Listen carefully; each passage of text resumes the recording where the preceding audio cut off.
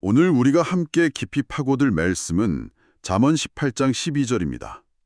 사람의 마음의 교만은 멸망의 선봉이요 겸손은 존귀의 길잡이니라. 마음속 태도 하나가 멸망과 존귀라는 완전히 상반된 결과를 가져온다는 이 말씀, 정말 우리 삶의 방향을 결정짓는 중요한 열쇠 같지 않나요? 오늘은 바로 이 교만과 겸손, 그리고 이 모든 것의 뿌리가 되는 우리의 마음에 대해 여러분과 함께 탐구해 보려 합니다. 어떻게 하면 교만의 길을 피하고 겸손을 통해 하나님께서 약속하신 진정한 존귀함에 이를 수 있을지 그 통찰을 얻는 시간이 되기를 바랍니다. 네, 그렇습니다. 오늘 우리가 살펴볼 자료들은 잠언의 이 지혜를 중심으로 보이지 않는 우리의 마음 상태가 보이는 현실을 어떻게 만들어가는지를 잘 보여줍니다. 모든 논의에 앞서서 반드시 짚고 넘어가야 할 뭐랄까 근본적인 전제가 있죠. 바로 사무엘상 16장 7절 말씀인데요. 사람은 외모를 보거니와 나 여호와는 중심을 보느니라 입니다. 하나님께서는 우리의 겉모습이나 행동 이전에 그 행동을 일으키는 마음의 중심을 보신다는 이 사실이 왜 그토록 중요한지 오늘 그 이유를 하나씩 풀어가 보겠습니다. 하나님께서 외모가 아닌 중심, 즉 마음을 보신다는 말씀이군요. 그렇다면 왜 성경은 다른 어떤 것보다도 무릇 지킬 만한 것보다 더욱 내 마음을 지키라. 생명의 근원이 이에서 남이니라. 잠언 4장 23절이죠. 이렇게 강조하는 걸까요? 재산이나 명예, 건강보다도 마음을 지키는 것이 가장 중요하다는 의미인데 그 이유가 궁금합니다. 마음이 정확히 뭐길래 이토록 중요하게 다뤄지는 걸까요? 아주 핵심적인 질문이십니다. 성경에서 마음은요, 단순히 감정이 일어나는 장소 그 이상이에요. 그건 우리의 생각, 의지, 감정, 양심, 이런 인격 전체를 아우르는 존재의 중심부, 컨트롤 센터라고 할 수 있죠. 네, 근원입니다. 삶의 모든 결정과 행동, 또 우리가 맺는 관계, 심지어 우리가 하나님을 어떻게 인식하고 반응하는지까지 모든 것이 바로 이 마음에서 비롯되거든요. 그렇기 때문에 잠언은 마음을 생명의 근원이라고 표현한 거죠. 샘물이 솟아나는 근원처럼 우리 삶의 모든 것이 마음에서 흘러나온다는 뜻입니다. 그러니 하나님께서 우리의 행동 이면에 있는 마음의 동기, 그 의도를 꿰뚫어 보시는 것은 어찌 보면 당연한 겁니다. 겉으로 아무리 선한 행동을 하더라도 그 마음의 동기가 하나님 앞에서 순수하지 않다면 글쎄요, 의미가 좀 퇴색될 수밖에 없는 것이죠. 마음이 우리 존재의 컨트롤 센터와 같다는 비유가 확 와닿네요. 그렇다면 하나님께서 기뻐하시는 마음, 하나님께서 찾으시는 마음은 어떤 상태일까요? 자료들을 보면 상한 심령이라는 표현이 등장하는데 이게 언뜻 들으면 좀 부정적인 느끼는데 하나님께서 기뻐하시는 마음 상태라는 게 좀 의아하게 느껴질 수도 있을 것 같습니다. 단순히 슬프거나 낙심한 마음과는 다른 의미겠죠? 네, 맞습니다. 좋은 질문이세요. 시편 51편 17절에 나오는 상한 심령은요, 그저 세상적인 어려움 때문에 마음이 무너지고 낙담한 상태를 의미하는 게 아닙니다. 오히려 자신의 죄와 허물을 깊이 깨닫고 하나님 앞에서 스스로를 높이려는 마음 없이 진정으로 애통하며 뉘우치는 마음, 바로 회개하는 마음을 가리킵니다.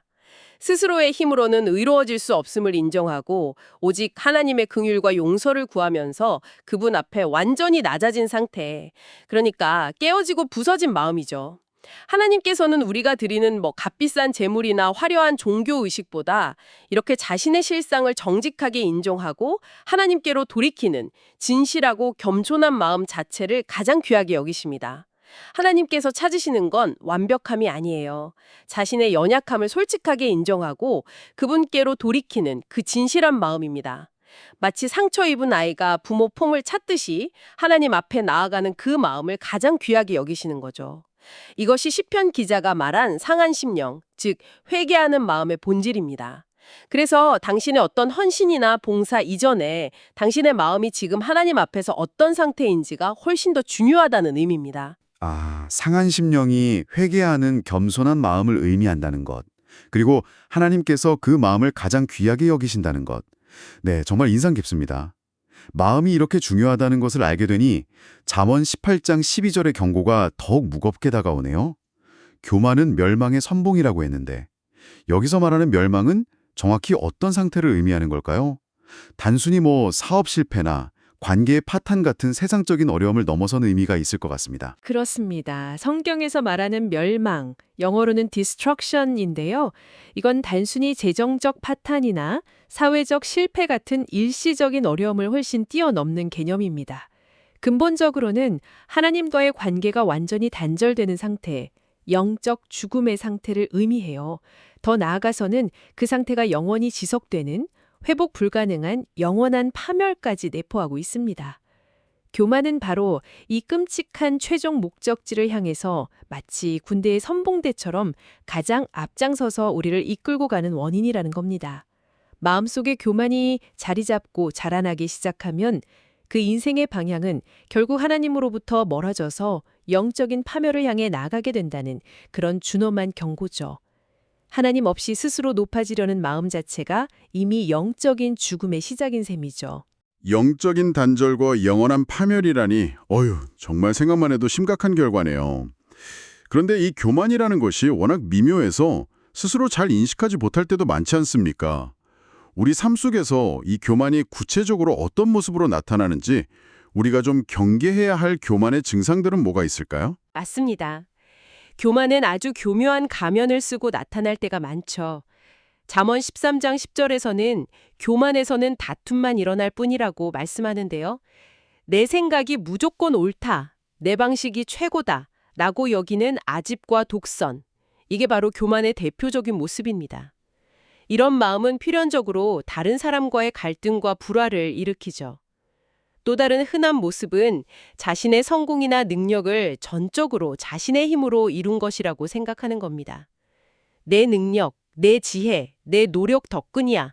이렇게 여기는 순간 우리는 자신도 모르게 하나님의 은혜와 도우심을 입고 자기 자신을 높이게 됩니다. 심지어 하나님을 믿는다고 하면서도 실제 삶의 결정에서는 하나님의 뜻을 구하기보다 자신의 경험과 판단을 더 의지하는 것, 이것도 교만의 한 형태일 수 있습니다. 이게 바로 자기 자신을 하나님 자리에 두는, 어떻게 보면 우상 숭배와 같은 심각한 죄로 이어질 수 있는 것이요.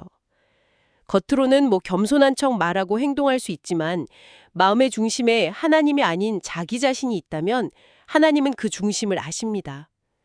성경을 보면 초대 왕 사울, 또 지혜의 왕으로 불렸던 솔로몬, 심지어 하나님께 인정받았던 히스기야 왕까지도 결국 이 교만 때문에 넘어졌어요. 잠언 16장 18절에도 그런 말씀이 있죠. 우리 마음속을 정직하게 들여다볼 필요가 있습니다. 혹시 다른 사람보다 내가 더 낫다고 생각하는 그런 은근한 우월감, 내 경험과 지식을 절대적으로 신뢰하는 마음, 또 하나님의 뜻보다는 내 계획을 앞세우려는 고집 같은 것들이 자리 잡고 있지는 않은지 돌아봐야 합니다. 듣고 보니 교만이 정말 다양한 모습으로 숨어 있을 수 있겠군요. 저도 스스로를 좀 돌아보게 됩니다. 교만의 결과가 이처럼 끔찍한 멸망이라면 반대로 겸손은 존귀의 길잡이니라는 말씀은 우리에게 정말 큰 소망을 줍니다. 여기서 말하는 존귀함, 영어로는 언어인데 이게 교만의 결과와 정반대에 되는 개념일 텐데요. 이건 역시 세상이 말하는 성공이나 명예와는 다른 차원의 의미를 가지겠죠? 정확하게 보셨습니다. 겸손이 우리를 인도하는 존귀함은 세상 사람들이 흔히 추구하는 부, 명성, 권력, 높은 사회적 지위와는 근본적으로 다릅니다. 성경이 말하는 진정한 존귀함은 외적인 조건에 달려있는 것이 아니라 바로 하나님께서 인정해 주시는 가치입니다. 창조주이시며 만물의 주관자이신 하나님께서 당신을 귀하게 여기시고 높여주시고 존중해 주시는 상태. 그것이야말로 영원히 변치 않는 참된 존귀함이죠. 사람들의 평가는 어떻습니까? 시대와 상황에 따라 변하고 결국 사라지지만 하나님의 인정은 영원한 생명과 연결된 궁극적인 가치를 지닙니다. 따라서 겸손은 단순히 자신을 낮추는 어떤 소극적인 태도가 아니에요. 오히려 하나님께서 주시는 가장 영광스러운 존귀함으로 나아가는 능동적인 통로인 셈입니다. 하나님의 인정이 참된 존귀함이라는 말씀, 이게 마음에 깊이 와닿습니다. 그런데 자료들을 보면서 정말 흥미롭다고 생각했던 지점이 있습니다. 보통 겸손이라고 하면 자신을 좀 비하하거나 소극적인 태도를 떠올리기 쉬운데요. 오히려 겸손이 더 큰 기쁨과 담대함, 심지어 능력으로 이어진다는 설명이 있었어요. 이건 어떤 의미일까요? 약해지는 것이 아니라 오히려 강해진다는 건가요? 깊이 깨닫는 데서 시작합니다. 피조물로서 창조주 하나님 앞에서 자신의 본래 위치를 아는 것이죠. 그런데 놀랍게도 이렇게 자신을 비우고 낮아지는 순간 하나님께서 나의 모든 것이 되신다. 그분의 능력으로 나는 모든 것을 할 수 있다는 강력한 확신과 기쁨, 그리고 세상이 감당할 수 없는 담대함으로 채워지게 됩니다. 내가 내 인생의 운전대를 붙잡고 막 안간힘을 쓸 때는 보이지 않던 전능하신 하나님이 내가 그 운전대를 내려놓고 그분께 모든 것을 맡길 때 비로소 내 삶 속에서 일하고 계심이 분명히 보이기 시작하는 겁니다. 이것이 바로 겸손한 자만이 누릴 수 있는 진정한 영적 자유요, 세상의 지혜로는 이해할 수 없는 하늘의 능력입니다. 내가 약할 그때에 곧 강함이라 고린도후서 12장 10절 말씀이죠. 바울의 고백이 바로 이것을 말해줍니다. 내가 약해질 때, 나를 비울 때 오히려 하나님의 능력으로 강해지고 참된 기쁨과 자유를 얻는다는 것. 정말 놀라운 진리네요. 이것이 하나님께서 인정하시는 존귀함의 모습이군요. 그렇다면 이 존귀함 외에 겸손한 사람에게 주어지는 다른 구체적인 축복들은 성경에서 어떻게 약속하고 있나요? 네, 성경은 겸손한 자에게 주어지는 복을 아주 구체적으로 약속하고 있습니다. 예를 들어 야고보서 4장 6절은 하나님이 교만한 자를 물리치시고 겸손한 자에게 은혜를 주신다고 명확히 선포합니다. 겸손은 하나님의 끝없는 은혜를 받아 누리는 통로가 된다는 것입니다. 교만한 마음은 하나님의 은혜가 부어지는 것을 가로막지만 겸손한 마음은 그 은혜를 마음껏 받아 담는 그릇이 되는 셈이죠. 은혜를 받는 통로군요. 그렇죠. 또한 잠언 22장 4절은 더욱 구체적으로 겸손과 여호와를 경외함의 보상은 재물과 영광과 생명이라고 약속합니다. 여기서 재물은 단순히 물질적인 부를 넘어서 삶에 필요한 모든 공급을 의미할 수 있고요. 영광은 하나님과 사람들 앞에서 얻는 명예와 존중, 그리고 생명은 이 땅에서의 풍성한 삶과 더불어 영원한 생명을 의미한다고 볼 수 있습니다. 하나님께서는 겸손히 그분을 두려워하며 따르는 자에게 이처럼 놀라운 복들을 약속하셨습니다. 그러니 겸손은 결코 우리를 위축시키는 것이 아니라 오히려 하늘의 풍성한 복을 누리게 하는 비결인 것입니다. 은혜의 통로이자 재물과 영광과 생명까지 약속된 복이라니. 겸손이 얼마나 중요한 덕목인지 다시금 깨닫게 됩니다. 그렇다면 이렇게 귀하고 복된 겸손의 마음을 우리가 어떻게 하면 삶 속에서 실제로 가꾸고 훈련해 나갈 수 있을까요? 교만이 워낙 뿌리 깊고 또 교묘해서 의식적으로 노력하지 않으면 쉽지 않을 것 같습니다. 구체적인 방법들이 있을까요? 네, 겸손은 가만히 있는다고 저절로 생기는 게 아니죠. 마치 근육을 단련하듯이 꾸준한 의식적인 노력과 훈련이 필요합니다. 자료들을 통해 몇 가지 실제적인 방안들을 생각해 볼 수 있는데요. 첫째는 삶의 모든 영역에서 하나님 앞에서 살아가는 태도를 의식적으로 연습하는 것입니다. 라틴어로 코람데오라고 하죠. 다른 사람들의 시선이나 평가를 의식하기보다 항상 나를 지켜보시는 하나님 앞에서 나의 생각과 말과 행동, 그리고 그 동기를 정직하게 점검하는 습관을 들이는 겁니다. 이게 교만의 뿌리를 발견하고 잘라내는 데 도움이 됩니다. 하나님 앞에서. 네. 둘째는 적극적으로 경청하는 자세를 기르는 것입니다. 내 의견이나 주장을 먼저 내세우기보다 상대방의 이야기에 진심으로 귀 기울이고 그 입장을 이해하려고 노력하며 빌립보서 2장 3절 말씀처럼 각각 자기보다 남을 낮게 여기는 마음을 연습하는 것입니다. 이것은 자연스럽게 우리 안의 자기중심성을 깨뜨리는 좋은 훈련이 됩니다. 남을 나보다 낮게 여기는 마음이요? 쉽지만 중요하네요. 그렇죠. 셋째는 매일 하나님께 겸손을 구하는 기도를 드리는 것입니다. 아침에 하루를 시작할 때나 잠자리에 들기 전에 주님, 오늘도 제 안에 교만이 스며들지 않도록 지켜주시고 주님의 마음을 닮은 온유하고 겸손한 마음을 부어주십시오. 이렇게 짧게라도 꾸준히 고백하며 하나님의 도우심을 구하는 것이죠.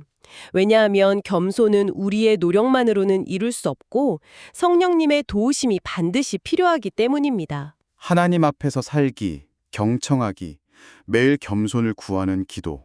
정말 실제적인 지침들이네요. 무엇보다 이 모든 겸손의 여정에서 우리에게 가장 완벽한 본보기가 되어주시는 분이 바로 예수님이시라는 점을 기억하는 것이 중요할 것 같습니다. 마태복음 11장 29절에서 나는 마음이 온유하고 겸손하니 나의 멍에를 메고 내게 배우라고 직접 우리를 초청하셨잖아요. 그렇습니다. 하늘 보좌를 버리고 이 땅에 오신 성육신 사건부터 시작해서 제자들의 발을 씻기시고 십자가에서 말없이 고난 당하시고 죽으시기까지 예수님의 전생에는 겸손의 극치를 보여줍니다. 그분은 빌립보서 2장 말씀처럼 하나님과 동등됨을 취할 것으로 여기지 않으시고 오히려 자기를 비워 종의 형체를 가지셨죠. 결국 겸손의 핵심은 내 삶의 주인이 내가 아니라 창조주 하나님이심을 온전히 인정하고 그분의 뜻과 말씀에 기꺼이 날 생각과 계획을 복종시키는 것입니다. 이렇게 나를 비우고 그 자리를 하나님으로 그분의 말씀으로 채워갈 때 우리는 세상이 결코 줄 수도 없고 알 수도 없는 참된 존귀함, 즉 하나님께서 예비하신 영광과 기쁨, 참된 생명을 우리의 삶 속에서 실제로 경험하게 될 것입니다. 이것이 바로 우리가 믿음의 경주에서 끝까지 붙잡고 나아가야 할 방향입니다. 네, 오늘 우리는 잠언 18장 12절 말씀을 통해 교만이 우리를 멸망으로 이끌고 겸손이 참된 존귀함으로 인도한다는 깊은 진리를 살펴보았습니다. 핵심은 우리의 겉모습이나 업적이 아니라 하나님께서 보시는 우리의 마음 상태이며 우리가 진정으로 추구해야 할 존귀함은 세상의 기준이 아닌 오직 하나님의 인정에 있다는 것을 다시 한번 확인했습니다. 맞습니다. 결국 겸손이란 피조물인 나 자신을 창조주 하나님 앞에서 있는 모습 그대로 정직하게 인식하고 내 삶의 모든 영역에서 그분의 주권을 인정하며 그분께 순종하는 삶의 태도입니다. 내가 스스로는 아무것도 아니며 오직 하나님의 은혜로만 살아가는 존재임을 깨달을 때 역설적으로 우리는 모든 것을 가능하게 하시는 하나님 안에서 모든 것을 가진 자가 되는 놀라운 신비를 경험하게 됩니다. 내가 아무것도 아님을 인정할 때 하나님 안에서 모든 것을 가진 자가 된다는 이 역설적인 진리가 오늘 우리 각자의 마음에 깊은 울림으로 남기를 바랍니다. 마지막으로 오늘 나눈 이야기들을 바탕으로 당신에게 이런 질문을 한번 드려보고 싶습니다. 만약 당신이 인생에서 가장 중요하게 여기는 존귀함의 기준이 다른 사람들의 칭찬이나 부러움 혹은 세상적인 성공의 지표들이 아니라 오직 하나님께서 나를 어떻게 보실까? 하나님께서 나를 인정해 주실까? 이것이 된다면 바로 오늘 당신의 남은 하루를 당신의 일과 관계들을 어떤 다른 마음가짐과 태도로 대하게 될까요? 이 질문을 한 주간 조용히 묵상해 보시면 좋겠습니다. 겸손의 길을 걸으며 하나님께 인정받으시고 그분이 약속하신 참된 재물과 영광과 생명의 존귀함을 삶 속에서 풍성히 누리시는 여러분 모두가 되기를 진심으로 축복합니다.